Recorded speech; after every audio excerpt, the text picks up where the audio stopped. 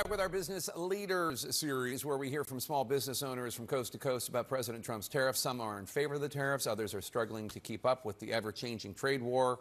Our business leader today, Beau Ties Limited in Middlebury, Vermont.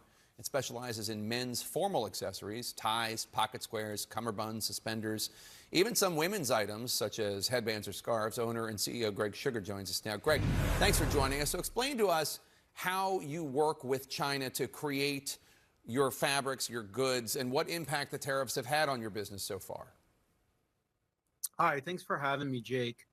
So we work directly with our partner in China and in Italy to design our own creations of designs, paisleys, stripes, all the stuff that you probably wear, Jake. And we've been with them for over 20 years. We rely on these factories overseas because there are no silk factories in the United States that makes silk jacquard. Silk jacquard is the type of silk that you'll be wearing on your ties and that most men wear on their ties. And so we've been working directly with them for over 20 years, and we need them in order to make our ties. Have you had to raise your prices because of the tariffs? So I kind of got out ahead of it early in the year. I ordered extra fabric from our factory, 3.5 times as much as I usually do every January, knowing that we were about to face some kind of spike in tariffs. And so I prepared ahead of time. I ordered a lot of fabric, and we kind of held firm. We ordered nothing additional in April, where the 145% tariff made it nearly impossible to do anything. And so we just kind of held firm. And so for now, we are not holding prices, but we do have a new order of fabric that's coming in under the new 30% tariff, which, by the way, is on top of a previously existing 25% tariff. So we actually pay a 55% tariff on all our fabric that comes in from China. And right now we're paying about 10% from Italy, which was at 20%, as announced by President Trump on Liberation Day. And we don't even know where that's going to go. As you may remember, a couple of weeks ago, President Trump mentioned that he might increase tariffs on the European Union to 50%. So we don't really know where that's headed either.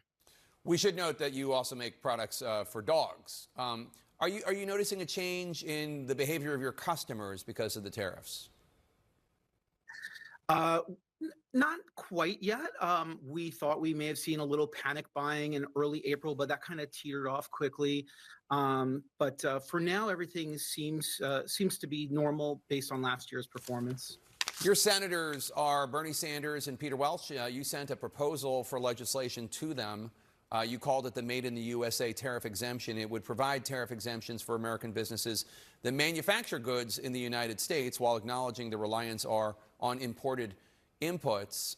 And in fact, I mean, if kind of silk you use you can't get in the United States, it almost doesn't make sense in terms of manufacturing, at least bringing manufacturing to the U.S. Have you heard back from either Senator Welch or Sanders? I haven't, unfortunately, and it really does feel like a very easy bipartisan political win for legislators, because really we're trying to protect Made in America companies. I think that's the whole policy idea behind tariffs. And so if Made in America companies are also getting hit by tariffs, then it's sort of defeating the very purpose of it. I just can't imagine any elected official or really any voter would have any problem exempting factories in the United States who are paying tariffs on fabric and materials that they're importing from overseas, especially when those fabrics and materials aren't even available in the United States. Were they ever made? Were they ever available in the United States?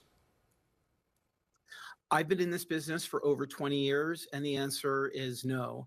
But for sure that there have been Made in America factories, but we've all been importing. I mean, the truth is that China makes most of the world's silk. Yeah. And so while there are some silk factories in India and other parts, we really do rely heavily on China.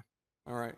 The business, one more time, is Beau Ties Limited, and I should spell that out. It's B-E-A-U, Beau Ties Limited. It's in Middlebury, Vermont. If you want to support them, Google. Greg Shugar, thanks so much. Appreciate it. Thanks for having me, Jay. And take a look.